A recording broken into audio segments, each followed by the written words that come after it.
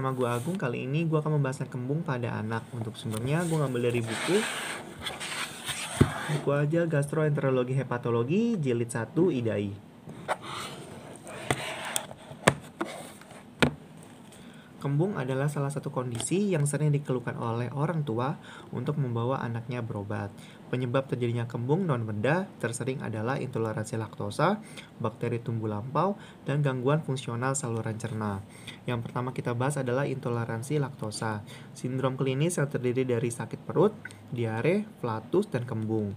Yang terjadi setelah konsumsi 2 gram laktosa per kilogram berat badan maksimal 50 gram dalam 20% larutan.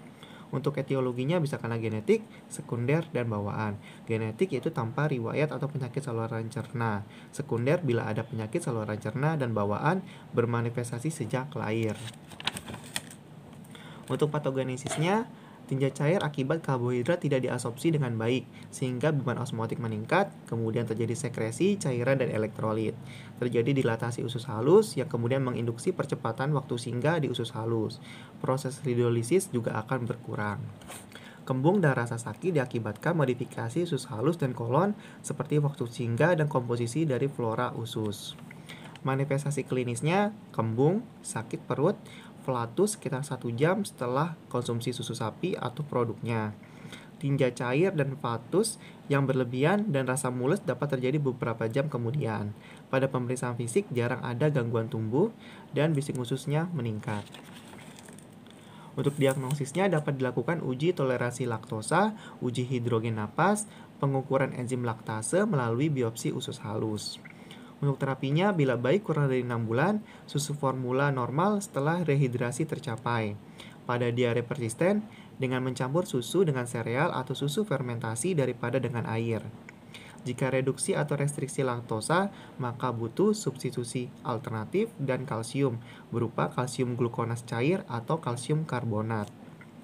Substitusi enzim laktase yang berasal dari ragi dapat berupa preparat tetes atau tablet kunyah. Untuk prognosisnya cukup baik dan pencegahannya hindari susu sapi maupun produknya. Yang kedua ada bakteri tumbuh lampau. Sindrom klinis berupa kembung, kolonisasi abnormal usus halus, steatorea, dan anemia. Untuk etiologinya, yang pertama bisa karena kelainan anatomi seperti divertikula, struktur, dan stenosis.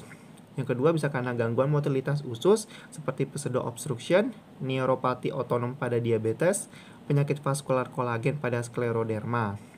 Yang ketiga adanya lesi seperti fistula, hilangnya katup ileosekal. Yang keempat bisa karena defisiensi imun pejamu seperti malnutrisi maupun prematuritas. Untuk patofisiologinya, jumlah bakteri intralumen usus yang berlebihan sehingga terjadi perubahan sekresi dan produksi metabolit, enzim, dan toksin intralumen yang kemudian merusak mukosa dan kemudian akan diabsorpsi kembali. Untuk manifestasi klinisnya, gejala klasiknya diare kronis, steatorea, dan anemia.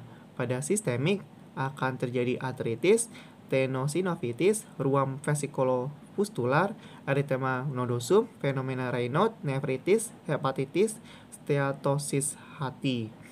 Gejala lainnya berat badan yang menurun, perawakan pendek, sakit perut, enteropati hilang protein, hipoalbuminemia, osteomalacia, rabun senja, dan ataksia. Untuk diagnosisnya dapat dilakukan uji tapis seperti pewarnaan sudah, pengukuran lemak dalam tinja, uji siling, dan barium meal. Untuk uji diagnostik bisa dengan invasif, aspirasi duodenum, dan non-invasif. Untuk terapinya yang pertama koreksi penyakit yang mendasari. Yang kedua pemberian antibiotik seperti metronidazol selama 2-4 minggu. Bila terjadi kambuh maka dapat diberikan trimetopim, sulfamethoxazole, atau gentamisin. Untuk terapi suportif dapat dilakukan pemberian nutrisi dengan bahan mudah dicerna dan rendah lemak, serta pemberian vitamin larut dalam lemak. Untuk prognosisnya tergantung dari penyakit dasar dan respon terhadap terapi. Itu bahasan kita tentang kembung pada anak. Semoga bermanfaat. Jangan lupa di subscribe, like, dan komen. Dan salam hidup sehat.